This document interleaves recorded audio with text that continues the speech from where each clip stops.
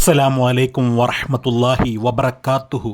മലപ്പുറം ജില്ലയിലെ വെളിമുക്ക് പടിക്കൽ സ്വദേശിയായ ആലത്തുപടി മുഹമ്മദ് സഫീറിനെയും അദ്ദേഹത്തിൻ്റെ മകളായ 1 വയസ്സുകാരി ഇനായ മെഹറിനെയും 2 ദിവസം മുൻപാണ് കാണാതായത്.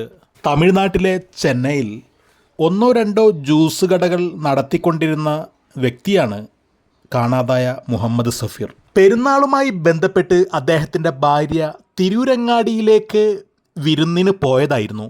പെട്ടെന്നാണ് സഫീർ തിരൂരങ്ങാടിയിലേക്ക് സ്വന്തം ഭാര്യയ്ക്ക് വിളിച്ചു പറഞ്ഞത്, ഞാൻ ചെന്നൈയിൽ നിന്നും കൂട്ടുകാരോടൊത്ത് വരുന്നുണ്ട്, എനിക്ക് ഇന്നൊരു കല്യാണമുണ്ട്, അതുകൊണ്ട് മോളെ അവിടെ ഒരുക്കി നിർത്തണം, എനിക്ക് മകളെയും കൂട്ടി കല്യാണത്തിന് പോകണം എന്ന് പറഞ്ഞിട്ടുണ്ടായിരുന്നു.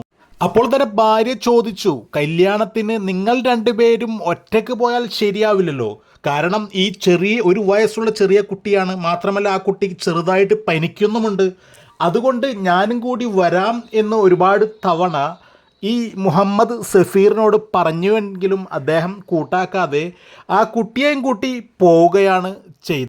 ഇതുവരെയായിട്ടും ആ കുട്ടിയെയും ആ സഫീറിനെയും കാണാൻ സാധിച്ചിട്ടില്ല എന്നാണ് അറിയാൻ സാധിക്കുന്നത്.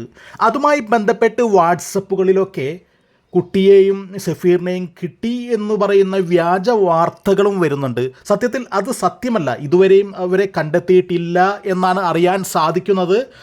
എന്തുതന്നെയായാലും അല്ലാഹു സുബ്ഹാനഹു വ തആല അവർക്കാർക്കും തന്നെ ഒരു പോറലും ഏൽക്കാതെ നല്ല രീതിയിൽ നല്ല റാഹത്തായിട്ട് തന്നെ വീട്ടിൽ വന്ന് അവർക്ക് കാണാനുള്ള, അദ്ദേഹത്തിൻ്റെ സഫീറിൻ്റെ വാപ്പാക്കും അതുപോലെ തന്നെ അദ്ദേഹത്തിൻ്റെ ഭാര്യയ്ക്കും ഒക്കെ കാണാനുള്ള ഭാഗ്യം ഉണ്ടാവട്ടെ എന്ന് നമുക്കെല്ലാവർക്കും തന്നെ ദുആ ചെയ്യാം, പ്രാർത്ഥിക്കാം. അങ്ങനെ തന്നെ ആവട്ടെ എന്ന് നമുക്ക് ആത്മാർത്ഥതയോട് തന്നെ ദുആ ചെയ്യാം.